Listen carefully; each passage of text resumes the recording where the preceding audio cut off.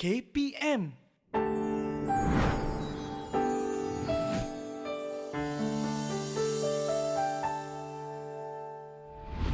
Hai, Assalamualaikum warahmatullahi wabarakatuh. Padu, apa khabar anda semua? Kabar awak waras? Alhamdulillah. Syukur pada Allah Subhanahu wa taala kerana dengan limpah dan kurnia-Nya serta kasih sayang dan rahmat Allah Subhanahu wa taala juga, maka pada hari ini dapat lagi sama-sama kita berkumpul, dapat sama-sama kita berhimpun dalam rancangan kaunselor anda Didik TV KPM.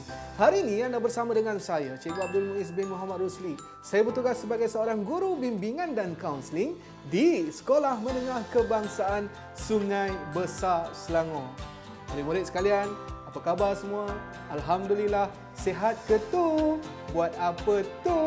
Kan? Baik, murid-murid sekolah rendah yang cikgu sayangi.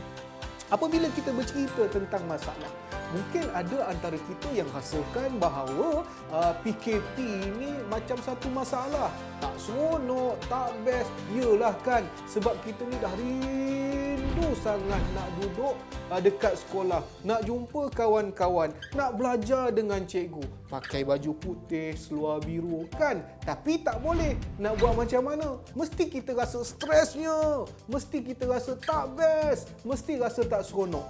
Tak dapat main dengan kawan-kawan dan macam-macam lagi. Tetapi murid-murid sekalian, percayalah, apa yang cikgu nak sampaikan dekat sini ialah ujian ini sebenarnya merupakan satu peluang dan ruang kepada kita untuk jadi lebih baik dan hebat. Faham tak apa yang saya nak sampaikan? Baik, macam ni murid-murid sekalian. Cikgu nak tanya, siapa yang dekat sini yang tengah menonton ni kan? Bila habis sahaja kelas, ni dekat sekolah lah ya, habis sahaja kelas, kemudian dia cepat lari jumpa cikgu. Cikgu, saya nak tanya, saya tak faham cikgu. Ada tak yang tanya macam tu? Saya yakin dan pasti tak ramai yang tanya macam tu kan? Tapi murid-murid sekalian, kalau waktu PDPR sekarang ni, murid-murid boleh tanya cikgu tau. Kan? Katakan habis kelas, habis Google Meet, habis buat latihan dan sebagainya, ada yang tak faham. Murid-murid boleh telefon cikgu. Cikgu, saya tak faham. Boleh tak cikgu ajar? InsyaAllah cikgu akan ajar. Itulah yang saya namakan peluang dan ruang untuk kita jadi lebih berjaya. Kalau kita lihat masalah itu sebagai satu masalah, maka itulah yang akan kita nampak. Tetapi kalau kita tukarkan masalah itu kepada peluang dan ruang, insya-Allah adik-adik akan berjaya. Gunakanlah masa yang ada, gunakanlah peluang yang ada. Sebab saya yakin kalau kita dah buka sekolah nanti, kita pun malu nak jumpa cikgu. Betul tak? Ingat ya, kalau tak faham, tanya cikgu. Baik murid-murid sekalian, saya tahu bila kita rasa masalah, kita rasa terbeban, kita rasa burn out, rasa tak nak buat kerja sekolah, tak nak. Ingatlah murid-murid sekalian ini adalah merupakan satu ujian. Saya teringat kepada satu firman Allah Subhanahu wa taala dalam surah Al-Ankabut ayat kedua. A'udzu billahi minasyaitonir rajim. Ahasiban nasu an yutraku an yaqulu amanna wa hum la yuftanun. Patutkah manusia menyangka bahawa mereka akan dibiarkan berkata, kami beriman, sedangkan mereka tidak diuji. Jadi murid-murid sekalian, inilah namanya ujian. Bila kita sebut tentang ujian, apa yang terbayang di fikiran adik-adik? Ialah kena baca buku, kena hafal, kena buat latihan. Sebab apa? Sebab nak periksa. Baik, cuba adik bayangkan. Andailah adik berjaya harungi ujian, apa yang adik-adik akan dapat? Apa yang murid-murid akan dapat? Murid-murid akan berjaya, dapat nombor 1, kemudian naik atas pentas, salam cikgu, dapat hadiah. Mak ayah pun bangga. Seronok tak? Dah tentu seronok kan? Inilah juga sama dengan ujian yang Allah bagi. Baik, cikgu nak datangkan satu cerita berkenaan dengan haiwan ni. Nampak tak gambar ni? Haiwan ni siapa nama dia? Apa nama haiwan ni? Inilah kita namakan sebagai landak laut.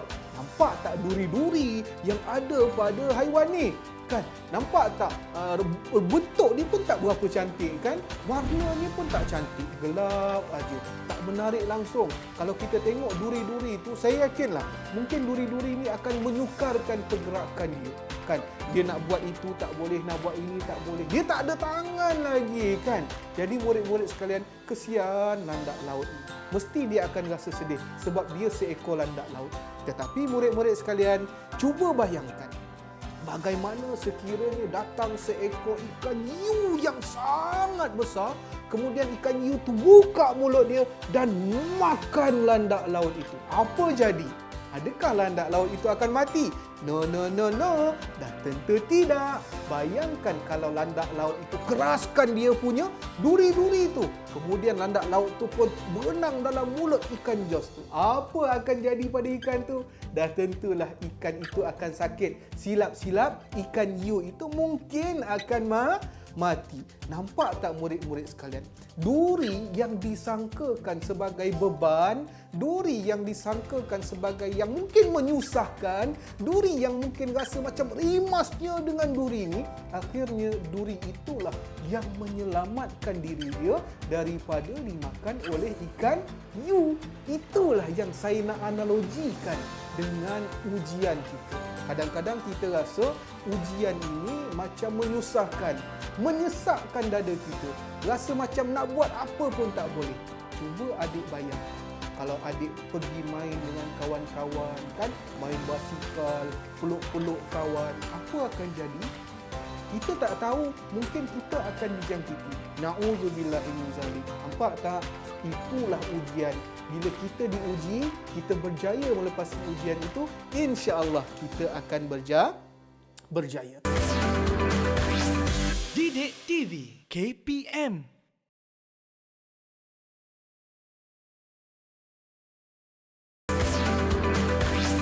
Didik TV KPM.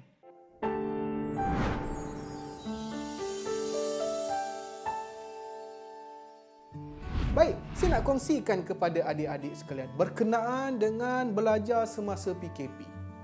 Belajar semasa PKP ini, dia ibarat seperti satu perlawanan yang mendebarkan. Sama ada kita berjaya ataupun gagal. Baik, saya sangat tahu sebab saya sendiri ada anak-anak di sekolah rendah. Baik murid-murid sekalian, apabila kita bercerita tentang belajar menggunakan gadget, saya yakin dan pasti ada antara kita ni berbelah bahagi. Sama ada nak belajar ataupun nak main telefon. Macam mana nak buat tu? Baik murid-murid sekalian, suka sangat untuk cikgu kongsikan kepada murid-murid sekalian. Sekiranya kita nak main telefon, boleh tak kalau kita habiskan dulu kerja sekolah kita? Kita buat kerja sekolah yang cikgu bagi, kita isi Google Form yang cikgu beri, kita masuk Google Meet yang cikgu buat, kita buat semua kerja yang cikgu arahkan, lepas tu baru boleh kita main game. Betul, saya tahu. Penat, letih, tak best, tak syok. Tapi kita kena hadap juga benda tu adik-adik sekalian. Takkan kita tak nak belajar, betul tak? Betul kan? Kita belajar juga sikit-sikit. Mudah-mudahan insya-Allah satu hari nanti bila sekolah dah buka, baru kita belajar bersungguh-sungguh. Kita cuba baiki apa yang kita telah tertinggal sebelum ini. Boleh ke boleh adik-adik sekalian? Baik, suka untuk saya kongsikan juga. Bila kita bercerita tentang belajar di rumah ini, perkara pertama yang perlu kita buat ialah kita perlu datangkan semangat nak belajar. Adik-adik sekalian, saya tahu lepas main subuh mesti ramai yang tidur balik kan? Baik murid-murid sekalian, kalaulah ditanya, cikgu, macam mana nak datangkan rasa nak datang sekolah tu, mood datang sekolah tu? Mudah sahaja. Bangun subuh, siap-siap, lepas main subuh, mandi, bersihkan diri, pakai minyak rambut, sikat kemas-kemas, pakai baju yang bersih. Kalau nak semangat lagi, pakai baju sekolah. Yelah kan, kita sempat pakai baju sekolah beberapa bulan sahaja. Lepas tu, dah cuti. Nanti bila nak buka sekolah, baju sekolah dah tak muat kan? Daripada baju sekolah tu tak digunakan, kita pakai ajalah dekat rumah. Boleh ke? Boleh kan? Tak ada masalah kan? Bila kita pakai baju sekolah, kita siap-siap dalam keadaan cantik, dalam keadaan kemas, kita akan rasa lebih bersemangat. Betul tak? Bila dah bersemangat, barulah kita akan rasa lebih kuat untuk belajar. Baik murid-murid sekalian, perkara pertama yang kita kena buat bila kita nak belajar ialah tolong semak jadual belajar. Sebab apa murid-murid sekalian? Bila kita semak jadual belajar, kita akan lebih mudah faham apa yang cikgu nak ajar. Maksudnya, kita lebih bersedia. Okey, kita tahu esok ada subjek matematik, esok ada subjek sains, esok ada subjek bahasa Melayu. Kita siapkan buku, kita letak atas meja. Jadi kita rasa lebih semangat berbanding daripada kita bangun pukul 9 pagi dengan tak mandi, aldio basi meleleh, pakai baju tidur, rambut tak sikat, kita hadap kerja sekolah. Rasa tak semangat, mood kita sendiri pun tak datang. Jadi murid-murid sekalian, tolong semak jadual belajar, siapkan buku atas meja, esok kita nak belajar. InsyaAllah kita akan lebih semangat. Seterusnya murid-murid sekalian, yang kedua, maklumkan kepada penjaga. Mak, ayah, esok saya ada kelas matematik. Boleh tak mak ayah kejutkan saya awal-awal? InsyaAllah mak ayah akan kejutkan. Sebab apa? Sebab anak ni rasa semangat nak belajar. Katakan, kalau mak minta tolong, apa nak kena buat? Adakah kita kena melawan cakap mak? Apa ni mak? Tak boleh. Saya nak kena belajar. Tak. Kita kena ikut cakap mak. Tapi dalam pada masa yang sama, kita bagi tahu mak. Mak, saya ada kelas matematik. Boleh tak kalau saya buat kerja yang mak bagi ni selepas habis belajar? Saya yakin mak-mak insya-Allah akan faham. Yang penting kita nak belajar. Ingat murid-murid sekalian, tolong bagi tahu mak ayah tentang kerja kita. Kalau mak ayah minta tolong, tolonglah dulu, kemudian siapkan kerja. Ataupun kita siapkan kerja dulu, barulah kita tolong mak ayah. Seterusnya murid-murid sekalian, bila kita dah belajar secara dalam talian, sama ada Google Meet dan sebagainya, janganlah tutup kamera. Sebab apa? Ini berkait dengan adab. Apa maksud adab ni murid-murid sekalian? Ada antara pelajar, saya tahu ada antara pelajar, bila Google Meet dia pasang kamera, kemudian dia tak ada pun dekat telefon dia. Dia pergi mana, dia pergi sana sini, pergi main, pergi makan dan sebagainya. Paling tak best sekali lah bila dia on Google Meet, dia tidur. Dia tidur murid-murid sekalian. Kesian kan? Inilah yang saya katakan tentang adab. Belajar subjek agama Islam, kemudian kita tak pakai baju, pakai pula seluar pendek, kita baring, tidur, menunggu kalau bila masa kelas nak habis. Nampak tak murid-murid sekalian? Adabnya tak ada. Bila adab tak ada, susahlah ilmu nak masuk. Faham tak? Faham murid-murid sekalian ya? Ingat tau, bila kita belajar, perkara pertama yang kita kena beri tumpuan ialah tentang adab. Sebab apa? Sebab bila kita belajar ini, Allah akan lorongkan jalan kemudahan kepada kita menuju ke mana? Menuju ke syurga. Ingat murid-murid sekalian, bila kita berada di taman-taman ilmu, ialah kan kita belajar secara talian pun, kita masih lagi dikira sebagai taman-taman ilmu. Bila kita berada di dalam taman-taman ilmu, malaikat akan menaungi kita. Malaikat akan menjaga kita. Sebab itu, bila kita nak belajar, kita disunatkan untuk baca doa. Rabbishrahli sadri wa yassirli amri wahlul 'uqdatam min lisani yafqahu qawli. Amin.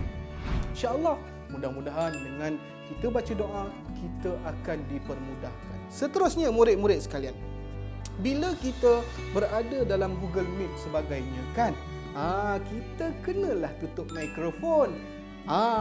Kamera buka tapi mikrofon tutup. Supaya apa? Tidaklah mengganggu cikgu. Risau-risau nanti kan bila tak tutup mikrofon, mak panggil kita, Muiz, tolong basuh pinggan. Satu kelas semua dengar. Mesti semua ketawakan kita kan.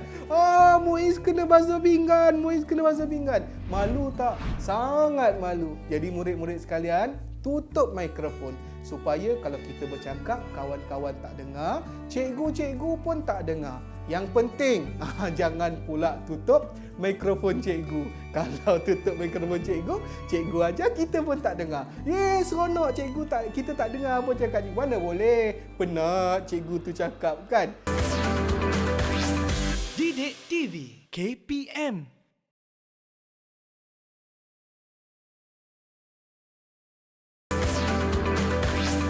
Didik TV KPM.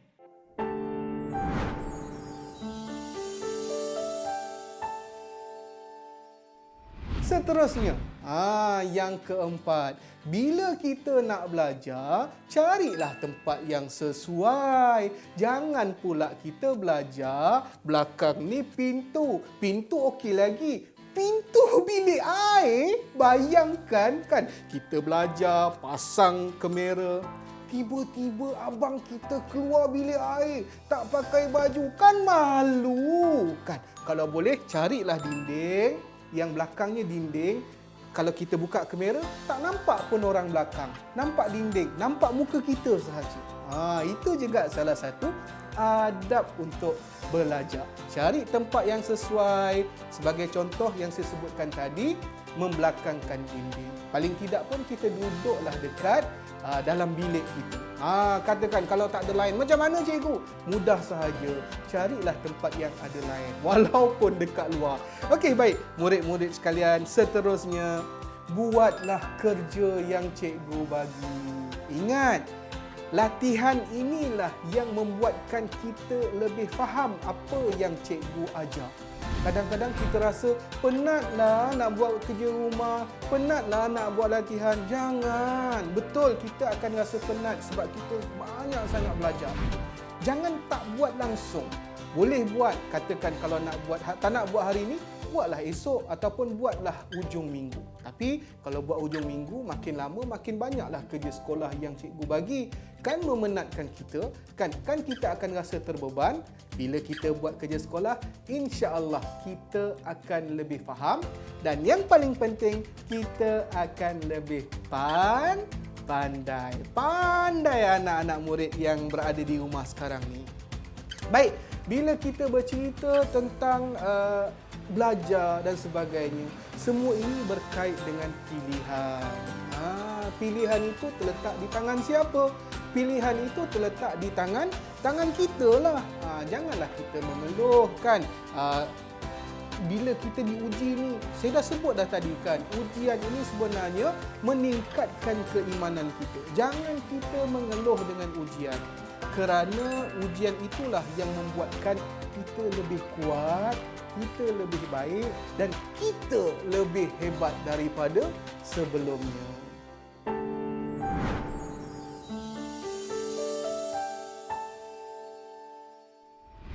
Cikgu, kalau saya ada banyak benda nak kena buat ni, saya nak kena buat yang mana dulu? Suka sangat untuk saya kongsikan kepada murid-murid sekalian satu konsep yang kita namakan sebagai utamakan yang lebih utama. Okey, apa sebenarnya yang saya nak kongsikan? Baik, sekiranya kita ada banyak benda yang kita nak buat, kita kena susun benda-benda itu. Perkara-perkara itu kita kena susun. Supaya apa? Supaya kita tak rasa serabut. Mak suruh buat ni, cikgu suruh buat ni, ayah suruh buat itu, abang suruh buat itu, adik suruh buat ni. Pening kepala, saya stres cikgu. Macam mana saya nak buat? Susun kerja yang kita nak kena buat mengikut keutamaan. Utamakan yang lebih utama. Katakan, saya bagi satu contoh. Apa yang perlu kita buat? Do it now. Antaranya ialah belajar, buat kerja sekolah, Google Meet. Yang kedua, kita letak dalam kolom do it later. Apa itu do it later? Kan, do it later ni contohnya macam jawab telefon. Kan, kawan kita telefon, sabar, nanti kita akan jawab. Itu kita letakkan dalam do it later. Okey, kemudian do it next. Apa itu do it next? Do it next ni ialah kita akan buat nanti. Contohnya apa? Kita nak ikut mak pergi pasar, kan? Kita nak beli barang makanan. Ingat, last kali ialah delete. Maksud delete itu ialah kita padam terus. Nanti habis semua benda yang kita rancang tu dah selesai, barulah kita buat. Faham murid-murid sekalian? Kalau kita rasa serabut, kita rasa emosi tak stabil, kerana banyak benda yang kita nak kena buat, jangan lupa buat 4 kotak ni. Do it now, do it later, do it next, dan akhir sekali delete. InsyaAllah bila kita tahu urus masa, kita tahu kita nak susun apa perkara yang kita nak buat, saya yakin dan pasti InsyaAllah kita akan rasa lebih tenang, kita akan rasa lebih selesa, dan yang penting InsyaAllah kita akan rasa lebih percaya. Baik murid-murid sekalian, saya kira setakat ini sahaja perkongsian saya. InsyaAllah ada rezeki kita akan jumpa lagi. Terutamanya kepada murid-murid sekolah rendah yang sedang menonton saya ini, bahagikan masa antara untuk belajar dengan main telefon. Jangan campur adukkan. Kalau tidak, kita tidak akan berjaya. Baik, setakat ini saja. InsyaAllah ada rezeki kita akan jumpa lagi. Stop wishing, start doing. Fikir-fikirkan, mudah-mudahan segala impian kita akan menjadi kenyataan. Assalamualaikum warahmatullahi wabarakatuh. Padu.